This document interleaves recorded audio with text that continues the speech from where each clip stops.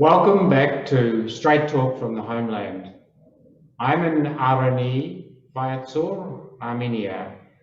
and today's talk is going to be very brief and to the point, and sorry, a little bit of straight talking because the circumstances require it.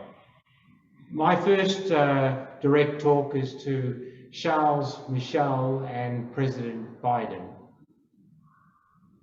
The West is rather myopic about Russia at the moment. They're doing everything they can to undermine Russia, and I don't want to get into the politics of what's happening between Russia and Ukraine, or the West for that matter, but your short-sighted actions supporting Azerbaijan, a genocidal nation, just because you want the oil and gas, which by the way you won't need in a couple of years anyway, against the democratic people of Artsakh and Armenia, are going to probably have one or two consequences. Either you're going to force Artsakhis to join the Russian Federation. That's probably not what you want, right? An expansion of the Russian Federation. Or you're going to have ethnic cleansing or worse still, genocide on your hands.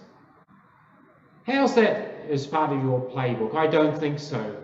As leaders of the so-called free world, you need to be doing a lot better. Why? Well, because Artsakh is not separatism. Artsakh has never been part of a sovereign Azerbaijan. It's not the same as Luhansk and Donetsk or any other separatist bid. You have it in the power to recognize Artsakh, and you can do so without worrying about the territorial integrity of Azerbaijan because Artsakh was never part of a sovereign Azerbaijan. So that's the first point. No separatism is involved. Nothing like Kosovo, no remedial secession, just recognition of the legal truth. My second message is to the government of Artsakh itself.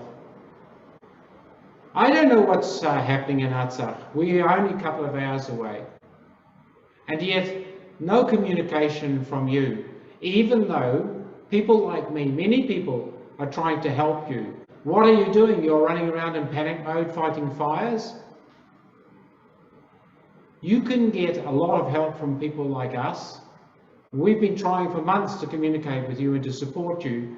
But what I see coming from Artsakh is unclear messages. Messages of hope instead of messages demanding the rightful recognition of Artsakh. My third message is to the Armenian government.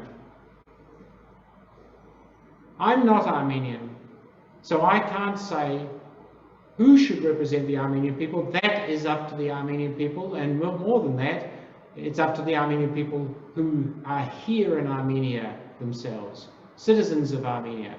But what I will say is that any agreement, so-called peace deal that you do with Azerbaijan would be illegal under the current circumstances given the duress Armenia and Artsakh are under.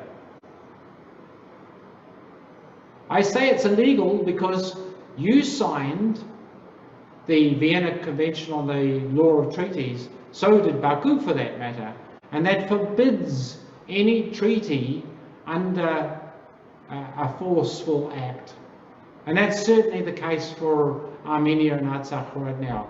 There are Azeri soldiers on Armenian sovereign soil. I still can't believe you haven't done something about that. But how can you sign a peace agreement with these people when you know that it's illegal and it will be challenged in the courts? And furthermore, any so-called peace agreement has to go through the National Assembly.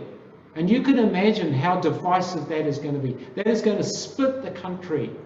More than split. I can see from what I hear amongst ordinary Armenians, there is a level of anger underneath. People don't want to support an opposition that is led by oligarchs. But I can tell you, people will put everything aside. They will put that all aside if it means that they are going to go out onto the streets and support Artsakh's right for survival. You have to understand The people in the Armenian government need to understand that you're only seeing the tip of the iceberg when it comes to protest at the moment. There is such a level of anger and concern from ordinary Armenians both here and around the world. So please take this into consideration and be clear. My last message is to the Azeris themselves. You know the game is up. You think you can fool the world, but in fact, people like me understand that Azerbaijan was never a sovereign nation able to claim territorial integrity until the fall of the Soviet Union in 1991. At a time, Artsakh was already a separate entity. Yes, you talk about so-called de facto recognition during the Paris Peace Conference, but in fact, de facto is the same status as Artsakh is today. The Azerbaijan Democratic Republic was never recognized as de jure or legally recognized by other nations. You have no claim until 1991. And by the way, what happened during the time of the Azerbaijan SSR is completely irrelevant because it was just a province with no sovereign rights at all. Every time you use Armenian propaganda to incite racial hatred amongst your people, you're actually helping the Armenian cause. When you destroy churches, when you talk badly about Armenians, you're actually showing in front of the International Court of Justice and others what sort of people that you are.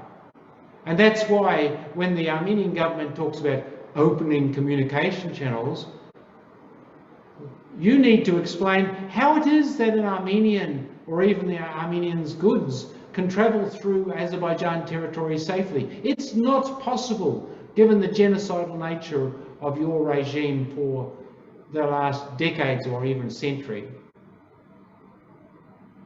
You even talk about Khojali as a massacre by Armenians, but you know that Azerbaijanis from the opposition National Front did it.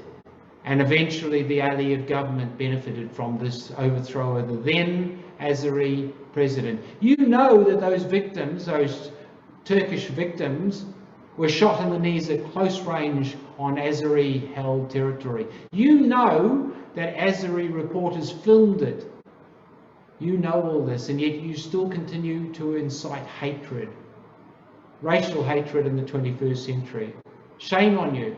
But shame on everyone else listening to this who doesn't take these messages and tell the world the truth that the world needs to hear to ensure the survival of the Armenian people, both here in Armenia and Artsakh. Thank you for listening to Straight Talk from the Homeland.